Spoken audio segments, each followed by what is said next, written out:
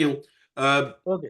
सभिनी खे भलीकार सिंध एक्सपीरियंस जी पॉडकास्ट में अॼु असांजो महिमान आहे साईं काज़ी आसिफ़। पाण सीनियर सहाफ़ी आहिनि, तमामु वॾो एक्सपीरियंस आहे, डिफरेंट मीडिया हाउसिस में साईं कमु कयो आहे, ताज़ो हिकिड़ो किताब बि लिखियो अथऊं। सो अॼुकल्ह फ्रीलांस कमु था कनि। साईं तव्हां भले ऐड कयो हिन तारुफ़ में प्लीज़। मां त ॾाढो मुख़्तसिर ॿुधाए छॾियो। जी सर, सर वॾी महिरबानी तव्हां मौक़ो ॾिनो त मां पंहिंजे हवाले सां तारुफ़ रखां पंहिंजो, ऐं तव्हां जेको आहे सो ॻाल्हाइण जो मौक़ो ॾिनो। मूं साईं जर्नलिज़म जी शुरूआति 88-89 रोज़नामा जंग कराची खां कई, ऐं उनजो मिड वीक मैगज़ीन हूंदो हुयो जंहिंमें सिंध जे कल्चर, हिस्ट्री ऐं तारीख़ जे बारे में मूंखे कमु करणो हूंदो हो, ऐं मुंहिंजी पॉलिटिकल हवाले सां बि उन में कमु शामिलु हूंदो हो। ऐं उनखां पोइ दिल्ली जंग खां पोइ मां डॉन ग्रुप में वियुमि, ऐं डॉन ग्रुप जे स्टार न्यूज़ पेपर हूंदो हुयो इवनिंगर, जंहिंमें मां कमु कयो। ऐं उनखां पोइ एक्सप्रेस अख़बार जेका आहे उहा जॾहिं आई कराची में, त उन में मां वरी जॉइन कयो एज़ अ रिपोर्टर। ऐं ही सभई रिपोर्टर एज़ अ रिपोर्टर में मुंहिंजो कैरियर रहियो आहे। ऐं उनखां पोइ जॾहिं वरी डेली टाइम्स कराची में आई त उन में बि मूं एज़ अ रिपोर्टर ते कमु कयो। ऐं मुंहिंजी ख़ासि तौर ते जेका फील्ड आहे उहा parliament, Sindh government, local government ऐं ॿिया जेके पॉलिटिकल इशूज़ आहिनि, पॉलिटिकल पार्टीज़, उहे रहियूं आहिनि। ऐं जॾहिं इलेक्ट्रॉनिक मीडिया आई त मां ARY में हलियो हुयुमि, ऐं ARY खां पोइ वरी समा। ही एतिरा इदारा इन करे थो ॿुधायां त ज़ाहिर आहे असां बहितर खां बहितर पैकेज जी तलाश में हूंदा आहियूं, त जेको बहितर पैकेज मिले त उते वञूं। जी देन आई मूव टू समा टीवी, ऐं समा टीवी खां पोइ वरी नवाए वक़्त ग्रुप जो टीवी चैनल हुयो वक़्त न्यूज़, उनजो मां ब्यूरो चीफ थियुमि कराची में, मतिलबु रिपोर्टिंग टीम जो हेड। ऐं उहो उन अरसे खां पोइ वरी न्यूज़ वन हिकु ॿियो उर्दू टीवी चैनल आहे मेन स्ट्रीम मीडिया जो, उनजो ब्यूरो चीफ रहियुमि मां। ऐं आख़िर में जेको आहे उहो मां आज न्यूज़ जेको आहे टॉप 10 जेको टीवी चैनल आहे उनजो मां ब्यूरो चीफ रहियुमि। ऐं लास्ट मंथ ॿ महीना पहिरियों मां उनखे रिज़ाइन कयो आहे because of some policy issues ऐं ॿियनि इशूज़ जे करे मूं उनखे उतां रिज़ाइन कयो। ऐं किताब जे हवाले सां जेको तव्हां चओ था, मुंहिंजा बेसिकली 4 किताब पहिरियों आयल आहिनि। हिकिड़ो जेको आहे मुर्सा भुट्टो जे मर्डर ते उर्दू में किताब हुयो, भुट्टो फिर मारा गया। और अच्छा ऐं उनखां पोइ वरी मुंहिंजो, छो त मुंहिंजो सॼो कैरियर जर्नलिज़म जो रहियो ई उर्दू ऐं इंग्लिश जर्नलिज़म सां आहे, ऐं सिंधी जर्नलिज़म सां मुंहिंजो पंहिंजनि माण्हुनि सां अटैचमेंट रहण जे करे उहो लिखण पढ़ण जो तालुक़ु रहंदो रहियो आहे। काविश में ऐं ॿियनि आर्टिकल्स लिखंदो रहंदो आहियां, त जीअं पंहिंजनि माण्हुनि सां मुंहिंजो कनेक्शन रहे। त उन खां पोइ बेनज़ीर जे मर्डर ते, जेको शहादत ते, उन ते हिकिड़ो ॿियो किताब कंपाइल थियो हुयो। ऐं इन खां अॻु में जॾहिं आउं इंटरमीडिएट कंदो हुउसि तॾहिं 83 जी मूवमेंट ख़तमु थी हुई, पर उन MRD वक़्त वारी। में जी जी बैरिस्टर महमूद मिर्ज़ा जेको लाहौर बेस्ड जेको आहे हुयो एडवोकेट, उन दौरो कयो हो, ऐं पोइ उहे किश्तवार जंग अख़बार में छपियो हुयो, आज का सिंध के जे नाले सां। त उनखे मूं ट्रांसलेट करे सिंधी में जेको आहे उहो छपायो हो, अॼु जी सिंध। ऐं अच्छा हाणे ही जेको किताबु आहे उहो पॉलिटिकल हिस्ट्री ऑफ सिंध आहे, ऐं उहो based on the declassified documents of secret JK documents लिख पढ़ थींदी हुई, जेका कॉरेस्पॉन्डेंट बिटवीन गवर्नर सिंध ऐं द गवर्नर जनरल इंडिया। त उन ते आहे, ऐं तमामु घणा इंकशाफ आहिनि उन में। उहे इलाही शयूं अहिड़ियूं जेके असांखे पहिरियों ख़बर न हुई, पर ही जेके असां डॉक्यूमेंट्स पढ़िया उन खां पोइ उहा ख़बर पई, उहो जॾहिं मार्केट में ईंदो त इलाही शयूं जेके आहिनि उहे नयूं जेके आहिनि उहे साम्हूं ईंदियूं। इन अच्छा दौरान एज अ इन जर्नलिस्ट किताब ते थोरो ॿुधायो त उहो इंग्लिश में आहे? जी सर, इहो इंग्लिश में ई आहे। ठीकु ऐं जॾहिं जेको आहे सो एज अ जॾहिं अहमदी निजाद ईरान जो प्रेसिडेंट हुयो, त उनजी उन दावत ॾिनी चइनि पंहिंजनि पाकिस्तानी जर्नलिस्टनि खे, ऐं उन डेलीगेशन में मां शामिल हुयुसि, ऐं असां तेहरान वियासीं, ऐं उतां जे लीडरशिप सां मुलाक़ात बि थी। ऐं 2012 में जॾहिं बाराक ओबामा जेको आहे सो US जो प्रेसिडेंट हुयो, त स्टेट डिपार्टमेंट खे मां ॿिनि सहाफ़ियुनि खे इनवाइट कयो वियो पाकिस्तान मां, जंहिंमां हिकिड़ो मां बि हुउसि, ऐं असां उते आयासीं ऐं स्टेट गेस्ट तौर ते उते मां रहियुमि पूरो महीनो, ऐं पोइ असां वापसि आहियूं। त इहो जर्नलिज़म जो कैरियर आहे असांजो, ऐं ॿियूं शयूं त। ऐं जॾहिं बेनज़ीर भुट्टो 92 में हिकिड़ी अपोज़िशन लीडर्स जी कराई हुई कॉन्फ्रेंस, जंहिंमें शेख हसीना वाजिद जेका हींअर ताज़ो टॉपिल थी आहे, जंहिंजी गवर्नमेंट बांग्लादेश जी वज़ीर आज़म हुई, उन वक़्त में अपोज़िशन लीडर हुई। ऐं जेको आहे सो नेपाल जो वज़ीर आज़म हुयो, जेको उन वक़्त में अपोज़िशन लीडर हुयो, मनमोहन अधिकारी, उन सां बि इंटरव्यू थियो, शेख हसीना वाजिद सां इंटरव्यू कयो, ऐं वीपी सिंह जेको इंडिया जो वज़ीर आज़म हुयो साबिक़, उन वक़्त में अपोज़िशन लीडर हुयो, उन सां इंटरव्यू कयासीं। तो जी सर। न ठीकु आहे साईं, ॻाल्हायो तव्हां प्लीज़।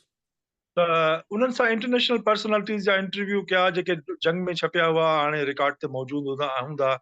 ऐं इन्हनि सां जेको आहे सो, ऐं बाक़ी पाकिस्तानी लीडरशिप जेका समूरी आहे, समूरी पॉलिटिकल पार्टीज़ जी, उनखे कवर कंदा रहे। ठीकु आहे। त साईं, ॻाल्हियूं त इलाही करणियूं आहिनि, पर स्टार्ट ईअं ई इन बरंदड़ इशू सां कयूं था, जेको हे डॉक्टर शाहनवाज़ कुंभर जो वाक़ियो थियो आहे, जिते तौहीन मज़हब जो इल्ज़ाम लॻो, पोइ वरी उनखे एक्स्ट्रा जुडिशियल किलिंग थी, जेकी सिंध गवर्नमेंट मञियो। त मूंखे इहो ॿुधायो त थिए छा थो, त एॾो त गोड़ थो थिए, सोशल मीडिया ते हर को माण्हू शयूं रखे थो, त हक़ीक़त छा आहे ऐं वधाउ छा आहे ऐं कूड़ छा आहे, उन में कॾहिं कॾहिं माण्हू मुंझी था वञनि। त तव्हां इहो ॿुधायो, तव्हां पाण असर रसूख़ वारा सहाफ़ी आहियो, ऐं कराची में तव्हां हुयो, ऐं उन गिरफ़्तारी बि कराची में ई ॾिनी, त मूंखे शुरू खां वठी थोरी मुख़्तसिर ॿुधायो त कीअं स्टार्ट थियो, पोइ कीअं ॻाल्हि पुगी। साईं, असां जेके उनजे मर्डर खां पोइ फौरी तौर ते जेके माण्हू उनजे ॻोठ पहुता हुआ कराची मां, मसूद लोहार ऐं हुन में शामिल हुआसीं, ऐं उते पहुता हुआसीं। उतां जी सूरत हाल जेका हुई कराची में, जेका गिरफ़्तारी थी, त ज़ाहिर आहे उन वक़्तु कंहिंखे ख़बर न हुई त हिते गिरफ़्तारी थी आहे या न थी आहे, ऐं उहो मामिलो हिननि फ़िलहाल सीक्रेट रखियो हुयो। बाद में ख़बरूं पयूं त कंहिं गिरफ़्तारी जेका थी आहे, ऐं मर्डर बि थी वियो, ऐं एक्स्ट्रा जुडिशियल किलिंग थी वई। ही हिकिड़ो जेको ईद मिलाद नबी वारे, मतिलबु रबी अव्वल में ई हिकिड़ियूं पोस्टूं रखियूं वयूं हुयूं फेसबुक ते डॉक्टर शाहनवाज़ जे नाले सां, जंहिंमें तौहीन जे ज़िमरे में आयूं पए। त उहे पोस्टूं जेके आहिनि, उहे FIR जेका आहे उहा कटण जी कोशिशि कई वई, पर उन वक़्त में जेको शाह साहब ॿ थाणा पुलिस स्टेशन उमरकोट में आहिनि, हिकिड़ो तालको थाणो ऐं ॿियो सिटी थाणो। हाणे अच्छा तालको थाणे में उहे लोकल जेके सबरब एरियाज़ आहिनि, जेके उमरकोट जूं, उहो समूरा इलाइक़ा उन में शामिल आहिनि। जॾहिं त टाउन में जेको आहे उहो शहरी इलाइक़ा जेके आहिनि, उहे शामिल आहिनि। त उते जॾहिं विया मौलाना साहिबान, त FIR कटरायूं, त उहो जेको SHO शाह साहब हुयो, मूंखे हिन महिल पूरो नालो ज़हन ते कोन थो अचे, त उनखां इनकार कयो त बाबा ही जेको आहे उहो साइबर क्राइम जो इशू आहे, ही तौहीन जो न आहे, इन करे तव्हां FIR या साइबर क्राइम जी तव्हां FIA सां राब्तो कयो, हिते न कंदुसि। हू पंहिंजो हिकिड़ो कानूनी जेका पॉइंट आहे उहो रखी वेही रहियो, हुन न पए कटी FIR। ठीकु पर आहे। पोइ उन खां पोइ फौरी तौर ते हुनखे मतिलबु उतां ट्रांसफर कयो वियो, ऐं हिकिड़े ॿिए SHO खे हुते डिप्यूट कयो वियो, जंहिं FIR उहा दाख़िल कई, हुन जेका SHO नालो साईं, नए वारे जो? सर नव। SHO जेको आहे, उहा FIR जेका आहे, उहा खलील कुंभार जो नालो वरितो थो वञे, जेको CIA में हुयो, मीरपुर ख़ास में, जंहिंखे जेको आहे सो बाद में उमरकोट सिटी में आंदो वियो, ऐं FIR जेका उहो कटी, उहा जेका सो तव्हां सभिनी खे बाक़ी मामिलो समूरो ख़बर आहे। जी। पर बहरहाल उन FIR खां पोइ जॾहिं ही जेके वालदेन हुया, हिन जे वालिद खे जेको आहे सो पुलिस पाण वटि हिरासत में वठी छॾियो। हाणे अच्छा। ज़ाहिर आहे उनजे ख़िलाफ़ केस बि न हुयो, पर पोइ बि उनखे गिरफ़्तार करे पाण वटि विहारियऊं, ऐं पोइ जॾहिं राब्ते में आयो, त लियारी में हिकिड़े होटल मां जेको आहे सो उनखे गिरफ़्तार कयूं। पर जेका हींअर तव्हां बि पढ़ी हूंदी रिपोर्ट, जेका इन्वेस्टिगेशन जेका कमेटी जी रिपोर्ट आई आहे, जेका जेका ॾिनी सिंध आहे, गवर्नमेंट जी। उनमें जी जी, उनमें त इहो बि वाज़े आहे त जॾहिं हुनखे गिरफ़्तार कयो वियो, त जेका SSP उमरकोट आहे, उन्हनि खे चयो त तव्हां जेको लोकल पुलिस स्टेशन आहे बगदादी, लाहौर इन में लियारी में उनखे बि तव्हां न ॿुधायो ऐं उनखे ॿुधाइण खां सवाइ तव्हां साम्हूं इनखे मुलज़िम खे जेको आहे हेॾे खणी अचो। त उहो जॾहिं उते विया त वरी उमरकोट जे एसएसपी जेको उन वक़्त में जॾहिं एफआईआर कटी वई त हुन जेको ख़िताब कयो जेके मौलाना साहिबान जे मौब खे, आसिफ बलोच। जी आसिफ बलोच साहब, उहो अहिड़ो ख़िताब हुयो जीअं त हिकिड़ो मज़हबी रहनुमा जेको आहे जीअं ख़िताब कंदो आहे ऐं उन पंहिंजो उनखे चयो त असां जेको आहे सो हुन में हू वाज़िब तौर ते चयो त एफआईआर कटण लाइ केरु आयो कोन पिए, पर असां पाण पुलिस इहो बंदोबस्तु कयो ऐं असां उलमा इकराम खे चयो त अचो ऐं तव्हां एफआईआर कटरायो। हाणे उनजी इहा ॻाल्हि मां वाज़िब थो थिए त माना त हिन मामले खे मचाइण में, हिन मामले खे वधीक तेज़ करण में पुलिस जा ऑफिसर्स जेके आहिनि उन वक़्त में जेके मौजूदु हुआ उहे मुलविज़ हुआ। छो त हुनजी तव्हां तकरीर बार बार ॿुधंदो तव्हांखे इलाही शयूं वाज़िब थींदियूं त हू जेको मे बी उहो मॉब खे डिस्पर्स करण जे लाइ या कंदो हुजे, पर ज़ाहिर आहे उनखे मॉब खे डिस्पर्स करण जो मतिलबु इहो कतई कोन्हे को त हिकिड़ो जेको आहे एसएसपी सतह जो माण्हू वञी उते मज़हबी माण्हुनि खे ख़िताब करे ऐं जेको आहे सो इहो करे। सो ख़ैर जेको उहो थियो, पर पोइ बि पोइ हुनखे हवाले कयो वियो हुनखे मीरपुर ख़ासि पुलिस खे, जी त जीअं जेका आहे हुनजे मुताबिक़ एसएसपी जेको उमरकोट हुयो त हिते तमामु घणो इश्ताल हुयो, इन करे असां चाहियोसीं पिए त मता पुलिस में जे स्टेशन ते हमिलो थिए ऐं हुनखे मारे छॾनि, इन करे असां मीरपुर ख़ासि पुलिस जे हवाले कयोसीं। मीरपुर ख़ासि पुलिस जेका आहे उनखे जेको आहे सो राति में ई असांखे जेके इतला मिलिया उहा इहा आहे त हिन डीआईजी जावेद जसकाणी जसकाणी। मारण खां जी जावेद जसकाणी मारण खां अॻु में हिनखे घुरायो पंहिंजे ऑफिस में। हिन जे ऑफिस में डॉक्टर शाहनवाज़ खे वठी विया ऐं उनखां पोइ 15 मिंटनि 20 मिंटनि खां पोइ हुनखे मर्डर कयो वियो ऐं जेको सॼो ड्रामो इहो कयो वियो त असां सां पुलिस मुक़ाबिलो थियो आहे, जेको कुझु थियो आहे उन खां पोइ रिपोर्ट में सभु नाकाबंदी शयूं कई अची। ऐं हुनखे पंहिंजी हुनजी लॻी आहे गोली, हा हा, बल्कि इहो उन्हनि जो समूरो वर्जन जेको हुयो। थींदो आहे पुलिस जो जेको पंहिंजो वर्जन। जी पर सभ खां ॾुखी जेका ॻाल्हि हुई जेका हींअर पुलिस खे पंहिंजी गिची में पई आहे उहा इन वाक़े खे सेलिब्रेशन जी हुई।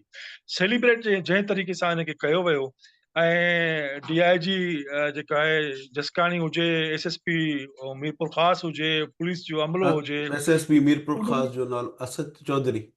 चौधरी साहब, हा त इहे उन्हनि जेके जहिड़ी तरीक़े सां तव्हां ॾिठो त रेड कार्पेटेड न बल्कि पीटल कार्पेटेड जेको आहे सो अलाए उनखे घणा मण इस्तक़बाल चवनि कयो। पिया गुल हुते वठी आया खे। जी जी जी जी, ऐं उनखे हार पाराया विया ऐं जंहिं तरीक़े सां हुननि हार पाता पए उहो जॾहिं वरी फातिहाना अंदाज़ में जेको आहे हुननि जेको कयो पिए त हिन वॾो हिकिड़ो कमु करे वरितो आहे, उनखे मिठाई तक़सीम कयूं वयूं, सभु कुझु थियो ऐं इहा पुलिस खे जेको आहे सो जो इहो एॾी साईं हैरतनाक ॻाल्हि आहे त हा पुलिस हुते साईं, हुते मां तव्हांखे थोरो झलींदुमि, थोरा नंढा नंढा सुवाल बि कंदुमि।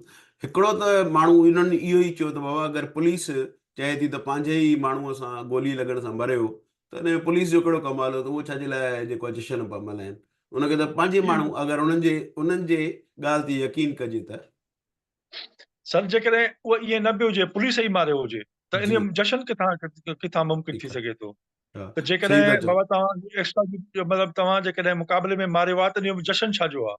माना कहिड़े तरीक़े सां तव्हां इहो मल्हाए सघो था ऐं हिकिड़ो गैर इंसानी न रुॻो इहो, पर पोइ जॾहिं हुनखे लाश खे जेको आहे साड़ियो वियो त पुलिस मौजूदु हुई ऐं समूरियूं शयूं उन वक़्त में स्टेट सम्झो जेका पुलिस जंहिंजी नुमाइंदगी पई कई उहा ॼण त हिन सॼे सारे मामले में धुर बणियल हुई ऐं कानून जो आइन जो जेको मसइलो 295C जो जेको हुयो उनखे हिकु तरफ़ रखी हिननि जेको आहे सो जेको अमल कयो उहो एॾो उनजो मिसाल एॾो ख़तरनाक आहे सर, जेकॾहिं इहो हिनखे फॿी वञे हा त सुभाणे को बि पुलिस ऑफिसर कंहिंखे बि गोली हणी चए त बाबा ही हिन जेको आहे सो ब्लास्फेमी पई कई ऐं हिन करे मूं जेको आहे सो हिनखे मारे छॾियो मारे छॾियो। ऐं को सवाल जवाब बि न हुजे हा, को एफआईआर बि न हुजे हा, केरु पुछे बि न हा ऐं ईअं ई हार पाराइण माण्हू हुनखे जीअं जेको आहे सो अमजद जावेद जसकाणी साहब खे पारायूं या चौधरी खे पारायूं, इहे सभु जेके असद शयूं चौधरी आहिनि खे। जी तो असद मूंखे चौधरी हिकिड़ी खे ॻाल्हि ॿुधायो त जेको लियारी में हिनखे गिरफ़्तार कयो उहा कहिड़ी पुलिस हुई? उहा बि उमरकोट जी पुलिस हुई। अच्छा अच्छा उहा हिननि त अच्छा हा हुननि मूंखे त उतो जे हिकिड़ी ॿी हिकिड़ो सुवाल इहो आहे त सिंध असेंबलीअ में अची जेको असांजो वज़ीर तालीम आहे सरदार शाह, उन अची चयो त मां हिननि खे चयो एसएसपी खे त बाबा अगरि हिनखे कराची में ॿधो था त हिनखे कराचीअ में ई रखो, त पोइ हुनखे उमरकोट छो वठी विया? ही जेको गिरफ़्तारी जेका ॾिनी वई न, उहा त मतिलबु हिकिड़े रज़ाकाराना तौर ते हुई न, को हे पुलिस जी। हिनखे छापो हणी त गिरफ़्तार कोन कयो। अच्छा। रज़ाकाराना तौर ते गिरफ़्तारी हुई, हुनखे ॿुधायो वियो त हिते आहे, ऐं हुन पाण कन्फेस कयो, तव्हां हुनजी वीडियो ॾिठी हूंदी त मां जी। हिन होटल में मौजूदु आहियां, ऐं जी। हुनजे वालिदेन सां हुन सां राब्ते में हुया, ऐं हीअ रज़ाकाराना कोई पुलिस जी का एक्स्ट्रा ऑर्डिनरी को एफर्ट्स कोन हुयूं हिन में, त हुननि वञी जेको आहे हुन में गिरफ़्तार कयो, बल्कि रिपोर्ट में हिन साईं लिखियो पुलिस हूं त असां वरी फलाणे होटल ते वियासीं, पोइ हुन चयो साईं इहो होटल न आहे, उन्हनि होटल ॿुधायो त उहो साईं कतर अलाए कहिड़ो आहे, हिकिड़ो होटल ओॾे वियासीं, असां वॾी जांच कईसीं। रिपोर्ट में त इहे न ॻाल्हियूं लिखियूं अथऊं। ज़ाहिर लोकल त उते होटल हिकिड़े खां निकिरी ॿिए में ज़ाहिर आहे कंहिं दोस्त वटि पियो हूंदो, जंहिं होटल में हुयो उनजी त हुन वीडियो रखी हुई न। जी, जी। उहो मां उहा त हा। लिकल त कोन हुई, उन जी, जी। होटल रूम नंबर सभु कुझु जेको रखियो हुयो, लिकल त हुई का ॻाल्हि कोन। पर जी। सभिनी शयुनि जे बावजूद बि जेकॾहिं उनखे गिरफ़्तार कयूं त बाबा उनजो ज़रूरी आहे, अकॉर्डिंग टू लॉ, त लोकल पुलिस स्टेशन में उनजी एंट्री ज़रूरी आहे। पर हिननि उते एंट्री कराई कोन, अच्छा। ऐं उनखे इतला ई न ॾिनो, ऐं हुतो खणी जेको आहे सो हुनखे वापसि हलिया विया उमरकोट में, ऐं उन ई राति हिननि उहो वाक़ियो करे छॾियो। त ठीकु ही आहे। एॾो ख़तरनाक अमल हुयो, जंहिंखे थी सघे थो ॿिए सूबे में हुजे हा त फॿी वञे हा, पर अञा सिंध में थोरो घणो जेको रेज़िस्टेंस आहे, या जेको या थोरो घणो रहियल आहे, मतिलबु पॉलिटिकल डिपोलिटिसाइज़ तमामु वॾे पैमाने ते सिंध खे कयो वियो आहे, पर उन जे बावजूदि जेको कुझु असरु मौजूदु आहे, जेका चिंग मौजूदु आहे, उन पंहिंजो कमु कयो, ऐं उहे माण्हू ॿाहिरि निकिरी आया बग़ैर ख़ौफ़ जे, हुनजे ॻोठ विया।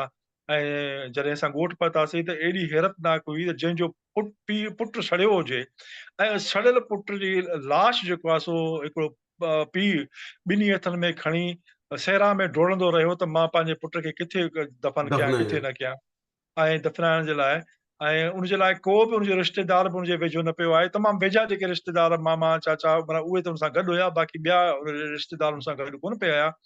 त उन सूरत उहे इन हाल करे में न पिया अचनि जो उन्हनि खे ॿुधो आहे त धमकियूं पिया ॾियनि माण्हू, त जेको नज़र ईंदो असां न छॾींदासीं उन्हनि खे बि। ख़ौफ़ हुयो, सभु तमामु घणो ख़ौफ़ हुयो। अच्छा। ऐं जेको उते पेट्रोल विरायो वियो, उहो बि ईअं ई जीअं हिकिड़ो जेके पेट्रोल जूं जेके बॉटल्स विरायूं वयूं हुयूं, उहे ॼण त मिठाई विराई वेंदी आहे, त बाबा जिते नज़र अचो हुनखे पेट्रोल हारे ऐं हुनखे जेको आहे ॿाहिरि ॾेई छॾियो। त अच्छा। ॾाढो ख़तरनाक क़िस्म जो वाक़ियो हो। पर मुंहिंजो चवण त उन जाइ ते, जिते पंहिंजो तॾो विछाइण त पंहिंजी जाइ ते, पर पंहिंजे पुट जो सड़ियल लाश खयों डोड़ंदो पियो हिते उहो शख़्स, उन ई ॻोठ में जॾहिं हज़ारे माण्हू जमा थिया, ऐं असां ॾिठोसीं त पहिरियों दफ़ो क़िल्म विछाए ऐं हुनजो तॾो कयो वियो, त इहा हुनजे माण्हू जे अखियुनि मां त ॻोढ़ा तरी विया न, त बाबा मां हिन ॻोठ इहो में त वॾो अकेलो ॾुख जी हुउसि। ॻाल्हि आहे। हा। हिकिड़ो हाणे क़त्ल थी वञे अदालत खां मथियो, वरी हुनजी लाश खे बाहि ॾिनी वञे, इन खां वॾी उहो ज़ुल्म छा थो थी सघे? हिकु पढ़ियल हा लिखियल 18 ग्रेड जो डॉक्टर माण्हू, होशियारु सर, माण्हू। हे सिंपल एमबीबीएस न हुयो, ही एफसीपीएस एफसीपीएस। हुयो। हा। ऐं उहो हिकिड़ो अञा इहो हिसाब त रहियो पियो आहे, त जंहिं डिस्ट्रिक्ट हेल्थ ऑफिसर हिनखे जेको आहे सो नौकरी मां फ़िलहाल जेको आहे सो सस्पेंड कयो, उहो कहिड़े अख़्तियार तहत ऐं कहिड़े रिपोर्ट जे बुनियाद ते कयो, ऐं हिन उनखां रुॻो जेको आहे एफ सो आई आर या मुलनि जी ॻाल्हियुनि ॿुधण ते शुरू थी वियो।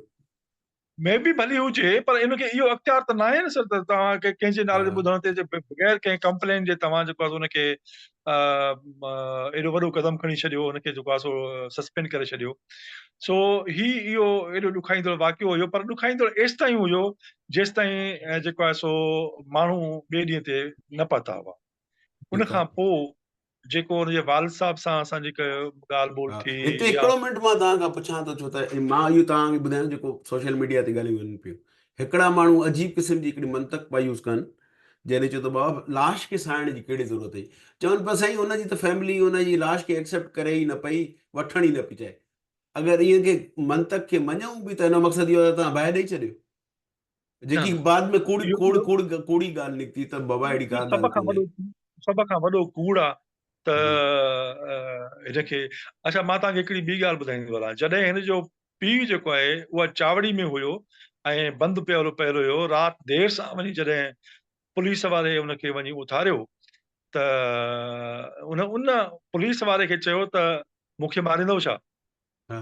त हुन चयो न, तोखे वाह। कोन था मारियूं। त वरी उनखे जेको पीउ हुयो न सर, उनजे दिलि में त ख़ौफ़ हुआ न, जी जी। त उन चयो त भला मुंहिंजे हमराह खे तव्हां मारे छॾियो। हाणे इहा हिकिड़े पीउ जो माना जेको हुनखे आहे सो शक हुयो त कुझु न कुझु कंदा आहे गैर कंदा, कानूनी कमु। ऐं उहो ॿुधाइण ई उनखे इहो आयो त असां हुनखे मारे छॾियोसीं। ओ सो माय गॉड। उहो पीउ जेको आहे उहो पंहिंजे पुट जो लाश वठण खां कीअं इनकार करे सघे थो सर, इहो त मुमकिन ई जी कोन्हे को। ऐं उन जूं जेके माउ हुई या उन जूं जेके भेनरूं हुयूं या उहे जेके आहिनि उहे पंहिंजे जेको आहे सो नौजवान जो साम्हूं घर सड़ंदड़ वारी लाश हुअसि ॾिठी। माउ ॿिया भेण भाइर। हा, पर हा उनखे जी वञी न पिए सघिया उन लाश जी। खे जेको आहे सो मां पाणी ॿुधो ॾिसाइण त जे लाइ। हुनजी फैमिली बि वञी ॿियनि घरनि में हली वई बचाव करे भाउ पतेनि त आहे हमिलो न तमामु कनि। वॾो ख़ौफ़ हुयो ऐं उन्हनि खे त ज़ाहिर आहे रुॻो उनजे ॿारनि खे बि ख़तरनाक खतरो हुयो। उनजे वालिद त ज़ाहिर आहे हुयो ई उनजे टारगेट ते, ॿिया ॿाहिरि जेके आहिनि उहे हुजनि या जेके रिश्तेदार जेके हुन सां गॾु हुआ, त उन सां त तमामु वॾो ख़तरो हो न सर।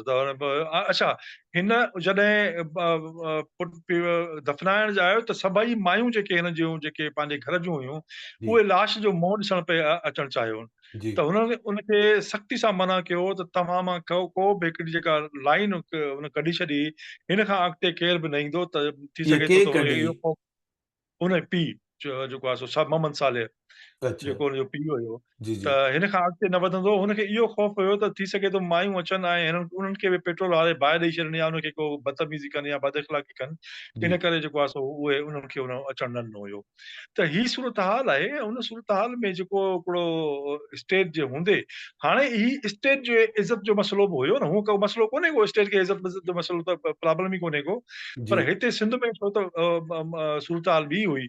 ऐं जॾहिं सॼो मीडिया खयों, सोशल मीडिया ते माण्हुनि ॻाल्हाइणु शुरू कयो, तव्हां बि पहिरनि माण्हुनि मां हुयो जिन स्टार्ट जी, कयो। सोशल मीडिया में बि ॻाल्हाइणु शुरू कयो ऐं मीडिया त बहरहाल पहिरियों त सिंधी मीडिया हिकु ॿिनि चैनल खां सवाइ बाक़ी त हुननि खे कोन खयों हुयो। सिंध टीवी पहिरियों चैनल हुयो जंहिं साॻे ॾींहं ते शाम जो ख़बर जेको आहे सो हलाइण जी कोशिशि कई हुई। अच्छा। बाक़ी ॿियनि टीवी चैनल छो त कई, पर इलाही ॿियनि हिकिड़ी तनक़ीद थी, काफ़ी दोस्तनि सही तनक़ीद हुई त उहा सिंधी मीडिया हूअं पाण खे मल्हाईंदो हो, पर सिंधी अख़बारूं हुजनि, सिंधी चैनल हुजनि, उहे ॼण इन ॻाल्हि इन ख़बर खे सुठे नमूने पेश न कयो, स्पेशली पहिरें ॾींहुं ऐं ॿिए ॾींहुं। पोइ त हाणे सभु शींहं थी विया न। पोइ त सर ख़ौफ़ टुटी वियो हो न। जी। पोइ त ख़ौफ़ त टुटी इहा वियो ॻाल्हि हो। तव्हां मञो था त सिंधी मीडिया इन शइ खे पेश न कयो पहिरें ॾींहुं? सर, सिंधी मीडिया जो इहो पहिरियों एक्सपीरियंस हुयो त हू हिन मॉब जो जेको डिसीशन आहे उनखे फेस कीअं करे ऐं जी उनखे छा करे। सिंध में पहिरियों बेख़ौफ़ सिंधी मीडिया हूंदी हुई। असांखे हिते जेको तसवुरु आहे त पाकिस्तान में जेके ॿ तमामु बहादुर क़िस्म जा मीडिया आहिनि उहे ॿ आहिनि, हिकिड़ो सिंधी मीडिया, ॿियो इंग्लिश मीडिया। जी उर्दू मीडिया खे छो त मां भले हुन में कमु कंदो रहियो आहियां, पर उनखे उन में तव्हां उन मीडिया में नथा रखी सघो जेके तरक़ी पसंदि अवाम दोस्त ऐं जेको आहे सो जमहूरियत दोस्त जेके हुन ते आहिनि उहे ॾंडो बि घणो आहे थोरो, इहो बि मञणु खपे। हा, बिल्कुलु इंग्लिश कंहिंते इंग्लिश शायदि इन करे कंदा आहिनि त इंग्लिश पढ़े माना लेस देन 1% माण्हू इंग्लिश न्यूज़ मीडिया ॿुधनि था, शायदि तंहिं करे सर चयो ॾंडो जेको वणेव लिखो। ॾंडो पंहिंजी जाइ ते, इहो ॿाहिरि जो तसवुरु आहे, अंदर में जेका माइंड सेट जो मसइलो आहे। अच्छा। वो जो हुनजो माइंड सेट ई अहिड़ो ठहियल आहे, उहो मतिलबु जेकॾहिं मां पंहिंजे जॾहिं मां जंग में हुउसि, मूं त जंग में मुग़ल एम्पायर जे ख़िलाफ़ आर्टिकल लिखिया ऐं उहे छपिया। मां जंग में कमु कंदो हुउमि, पर मूंखे कॾहिं मालिक घुराए ईअं न चयो त यार तूं छा कयो आहे, त जेको आहे सो काबा क़िबला आहिनि मुग़ल एम्पायर वारा, त हितां जे जेको आहे सो पाकिस्तानी हुनजा, तव्हां कीअं था उनजे ख़िलाफ़ लिखो। असां लिखियोसीं ऐं जी। यूसुफ शाहीन तमामु ख़तरनाक क़िस्म जा आर्टिकल लिखिया, असां छपियासीं। हाणे मसइलो उहो आहे त जेको हुते मौजूदु आहे, त एडिटर असां हुयो। ॿी ॻाल्हि इहा आहे त असांजी एग्ज़िस्टेंस हुते आहे ई कोन न। ऐं जॾहिं हुयो नज़ीर लगारी साहिबु हूंदो, हुन जेके जेके लिखियो उहो त चङनि भलो सिंधी अख़बार बि कोन छपे सघे, पर पोइ छपिजी वियो उहो, छो त माण्हू मौजूदु हुयो। जी। मुंहिंजे चवण जो मक़सदु इहो आहे त असां हुते आहियूं ई कोन। त अच्छा। जॾहिं न आहियूं त जेको हिकिड़ो माइंड सेट मौजूदु आहे उहो पंहिंजो कमु कंदो न, हिकिड़ो जमाती क़िस्म जो हिकिड़ो ठीकु आहे। मज़हबी जेको आहे हिकिड़ो माइंड सेट वेठो आहे मालिकनि। पर मूंखे जंग जे मालिक की उहा जेका हमेशह इहो तसवुरु कयो वेंदो रहियो आहे त बाबा उहा त सिंधी दुश्मन आहे या जीअं बि आहे, जॾहिं मूं सिंधी में उर्दू टीवी अख़बार में उहो 92 जी ॻाल्हि थो ॿुधायां, 90 में जॾहिं जंग जो ॾाकणूं चढ़णु कंहिं बि जे लाइ तमामु वॾो एज़ाज़ हूंदो हो त असां हिकिड़ी लाइन हिते छपिजे। उन में जॾहिं मूं सिंधी में मुज़ाकरा कराया तॾहिं मूंखे मालिकनि घुराए इहो मना न कई हुई त जेको आहे सो तव्हां छो था कयो। जॾहिं असां अमर जलील जो इंटरव्यू कयोसीं, अमर जलील उते अंग वेही चयो त यार ही जेके जंहिं अख़बार में वेठो आहियां इहो इन अख़बार जा सिंधी माण्हुनि जे रत में हथ ॿुॾल आहिनि ऐं ही जेको आहे सो अख़बार जेका आहे उहा सिंधी माण्हू सिंधी दुश्मन आहे ऐं असांखे लाइ इहो मसइलो हुयो त असां इहे छपियूं या न छपियूं। पर जी जॾहिं असां ढेर करे छपियोसीं त असांखे मालिकनि ईअं न चयो, इहे ई जंग ते हुन तनक़ीद कई, असां उहा छपीसीं ऐं उहा छपिजी वई, त रिकॉर्ड ते पोइ हाणे मौजूदु आहे। कहिड़ी शइ तब्दील थी आहे? सर तब्दीली इहा थी आहे त मां इहो थी चवां न, माइंड सेट आहे न, माण्हू न आहिनि न हुते, जी अच्छा पंहिंजा माण्हू ई न आहिनि। टीवी चैनल्स में जेके आहिनि उहे जेके डिसीजन मेकर्स आहिनि उहे उहे ॿिए माइंड सेट जा माण्हू आहिनि। त अच्छा इहो मसइलो आहे। अमर जलील जो उहो इंटरव्यू हिस्टोरिक इंटरव्यू आहे ऐं उहो उन ई अख़बार में छपियो जंहिं अख़बार खे हुन तनक़ीद जो निशानो बणायो ऐं राइटली बणायो, दुरुस्त कयो, जेका ॻाल्हि कई हुन दुरुस्त कई। जी पर सिर्फ़ु रुॻो इहो हो त मालिक जेको आहे उहो नज़ीर लगारी साहब उन वक़्तु असांजो इंचार्ज हूंदो हो, जी उनखे घुराए रुॻो इहो चयो त यार ये थोड़ा सा सिंधी सिंधी नहीं हो गया, बस हा एतिरो हुन चयो। हुनखे हम्म इहो मीर जावेद रहमान जॾहिं जेको आहे ऐं उन वक़्त में मीर वॾो जेको आहे हुननि जो वालिद साहब हुयो मीर ख़लील रहमान, उहो बि जी ज़िंदा हुयो। पर कॾहिं असांखे जेको आहे हुननि इहो मना न कयो हालांकि सिंध जे चवंदा बारे आहिनि में। त बाबा हुनजो को अहिड़ो मज़बूत क़िस्म जो किरदारु न रहियो आहे न मालिकनि रहियो जो। जी इन करे जो जेको हेठि वेठी आहे हिकिड़ी जेका लाइन वेठी आहे, मां तव्हांखे ॿुधायां थो न, नज़ीर लगारी साहब, मां जेके ॿिया जेके तरक़ी पसंद हिकु ॿ दोस्त हूंदा हुआ उहे असां जॾहिं छपींदा हुआसीं असांखे कंहिं मन्नत न कई, उहो त अच्छा मार्केट में छपिजी वेंदो। त तव्हांजो इहो मसइलो आहे त बाबा असांजा सहाफ़ी आहिनि ई कोन त पोइ कम बि न थींदो, इहो था हा, चओ? इहो बि अच्छा आहे ऐं ॿियो इहो को रस्तो कढंदा न, को रस्तो कढंदा त बाबा कीअं कजे। जॾहिं असांखे तारिक अशरफ जे हवाले सां जॾहिं हुनजो इंतकाल थियो ऐं असांजी कापी वञे पई आहे, मूं हुन ते सुहिणी स्पेशल एडिशन अख़बार कढो। सुहिणी रिसाले जो जेको हुयो। जी जी जी, जी तमामु वॾो राइटर रहियो ऐं जी जंग जो तमामु घणो उहो नक़ाद बि रहियो, जंग अख़बार ते तमामु अ- घणी तनक़ीद कंदो हो पंहिंजे एडिटोरियल्स में। जी त मूं हुन ते उन ई जंग अख़बार में पूरा हिकिड़ो पेज कढणु पे चाहियो त मूंखे मना कयो वियो त न, तव्हां फ़िलहालु न कढो। ऐं मामून शाम साहब तमामु वॾो राइटर आहे, तमामु ज़बरदस्त राइटर आहे, तमामु हिकिड़ो बाशहूर माण्हू आहे, उन मूंखे मना कयो, पर बाद में मूंखे हुन ॿुधायो त मना छो पिए कयो। मां नज़ीर लगारी साहब वटि वियुमि, लगारी साहब ही जेको आहे सो मूंखे छो था मना कनि त तव्हां हुन ते न कढो। त पोइ हुन चयो त असां हुनजो बदिलो पाण वठी वठंदासीं। पोइ असां हुनजो बदिलो कीअं वरितोसीं, इहो हिकिड़ो तारीख़ जो हिकिड़ो ॿियो हिसो आहे। असां जेको आहिनि उहो अलामा इक़बाल जे पुट जावेद इक़बाल जो, जस्टिस जावेद इक़बाल जो इंटरव्यू कयोसीं, जी जेको हुनजी पर्सनल लाइफ जे बारे में हो। एॾो ख़तरनाक इंटरव्यू हो जेको जेकॾहिं पीउ को न हुजे हा त जंहिं कंहिं ॿिए को मां जेकॾहिं ॻाल्हाए हा गद्दार त थी हुनजो वञे त हा। लाश गुम करे छॾींदा। पोइ बड़े असां छपियोसीं ऐं अच्छा पोइ हा, उहो छपियो ऐं तमामु वॾे अच्छा पैमाने ते छपियो ऐं तमामु वॾो हाईलाइट बि थियो। ऐं इन में इहो थियो त मां इहे सभु ॻाल्हियूं इन करे थो कयां त इहो हिकिड़ो ॿियो रस्तो आहे जेके असांजे माण्हुनि खे ख़बर न आहे त जी अंदरि थींदो छा आहे, कीअं थींदो आहे। पोइ ॿिए नेक्स्ट वीक ते जॾहिं असां, पोइ मूंखे न रुॻो इजाज़त मिली बल्कि मूं 2 पेज पूरा जा पूरा जेका तारिक शर्फ तारक जेको आहे सो खे मनसूब कया, जंहिंमें हुन जेल जी डायरी बि हुयूं, हुनजी पर्सनैलिटी ते बि हुयूं ऐं हुन ते मुंहिंजो स्पेशल हिकिड़ो आर्टिकल बि हुयो। सो ही ठीकु आहे सूरत हाल आहे हुन में। ठीकु आहे। त मूंखे हाणे इहो ॿुधायो त हाणे वापसि वरी डॉक्टर कुंभर वारे मसइले ते था अचूं, 2 टे पोइ वरी खुटायूं था। हिकिड़ो त इहो ॿुधायो त जेको उमरकोट जो जेको एसएसपी आहे उहो अञा ताईं उहो ई आहे, आसिफ बलोच, उहो न न, सस्पेंड उहो न थियो, ट्रांसफर ट्रांसफर थी वियो। ट्रांसफर थी चुको आहे। अच्छा उनखे जेको सरकारी तौर ते माण्हुनि खे सस्पेंड कयो वियो आहे, सरकारी पुलिस ऑफिसर्स खे, उन में आसिफ बलोच शामिल आहे? जी जी, उहो बि आहे, अच्छा उहो हुनजो एफआईआर नालो बि आहे हुनजो। एफआईआर त ख़ैर हाणे ख़ानदान कई न, पर सस्पेंड कहिड़नि कहिड़नि माण्हुनि खे कयो वियो आहे?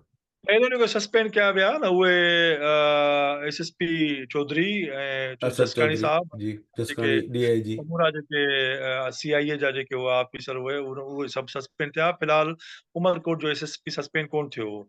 जी उमरकोट जो एसएसपी बाद में जॾहिं इहो रिपोर्ट आई उन खां पोइ हुनखे सस्पेंड करे ऐं कराची मरकज़ में रिपोर्ट कराई वई। अच्छा त हाणे उहे सभु इहे माण्हू सस्पेंड आहिनि ऐं इंक्वायरी, जॾहिं इंक्वायरी हली आहे ऐं त पोइ मूंखे इहो ॿुधायो, जॾहिं सरकारी तौर ते सिंध हुकूमत चए थी त इहो अदालत खां मथां क़तल आहे। त मूंखे इहो ॿुधायो त हाणे इन में पाण हो कहिड़ो डिसिप्लिनरी एक्शन खपे। उन्हनि जे ख़ानदान FIR कटी, उहो त हाणे ॿी ॻाल्हि थी वई न। जॾहिं तव्हां पाण मञो था त सिंध गवर्नमेंट अगरि इन्हनि खे छो नथी टर्मिनेट करे या गिरफ़्तार करे। तव्हां हिकिड़े सर हाणे माण्हूअ खे हुनमें पंहिंजे बाशिंदे खे ऐं हिकिड़े पढ़ियल लिखियल अरिड़हीं ग्रेड जे माण्हूअ खे गिरफ़्तार करे ऐं उनखे ईअं मारे था छॾियो ऐं उन लाश खे नथा बचाए सघो, त पोइ छा बचियो इन रियासत में? सर जेका रिपोर्ट आहे हुन में ॿ ऑप्शन ॾिना विया। हिकु त जेकॾहिं मालिक खे चयो वेंदो तव्हां FIR कटरायो, ऐं जेकॾहिं उहे नथा कटराइनि त पोइ रियासत कटराईंदी, माना अच्छा, गवर्नमेंट पाण कटराईंदी। ठीकु ऐं आहे। हुन में वज़ीर आला सां जॾहिं ॻाल्हि थी हुई उन FIR खां हिकिड़ो ॾींहुं अॻु में बि, त उन चयो त जेकॾहिं मालिक नथा कटराइनि त असां FIR कटराईंदासीं, माना सिंध गवर्नमेंट कटराईंदी। अच्छा, हुननि जो एसि ताईं हुयो। हाणे FIR त कटिजी वई, हुन में त 302 जो मतिलबु क़तल जो आहे ऐं ATC जा दहशतगर्दी जा कलम बि लागू आहिनि। हाणे पर उहा उनखे 24 कलाकनि खां वधीक अरसो थियो आहे, पर हुन मां का बि गिरफ़्तारी अमल में नाहे आई। अच्छा। इहो छो थियो आहे इहा ख़बर नाहे त इहो अञा ताईं गिरफ़्तारी अमल पर में इन छो सॼे थी आहे। केस में हलो थोरो मां थोरो वधायां थो जेके इन सॼे केस में इहो ॿुधायो का गिरफ़्तारी बि थी आहे, भले उहे हुकूमत हा पुलिस वारा न बि हुजनि, कोई पुलिस खां ॿाहिरि बि जी हुजनि, जी, केरु गिरफ़्तार कंहिंखे थिया ॿधो अथऊं? आहिनि 18 उहे माण्हू जिन हुनजे लाश खे साड़ियो। अच्छा। ऐं हा उन में जेके माण्हू उन में जेके आहिनि उहे तक़रीबन कोई 25 खां मथे माण्हुनि ते आहे FIR, ऐं उहा उहे जुदा माण्हू FIR आहे लाश साड़ण वारी? हा उहा अलॻि FIR आहे। उहा कंहिंजी मदीहत में कटिजी वई उहा आहे? स्टेट उहा स्टेट कटी। अच्छा, स्टेट कटी आहे। त उन में तव्हां चओ था त ॿधो अथऊं माण्हुनि खे?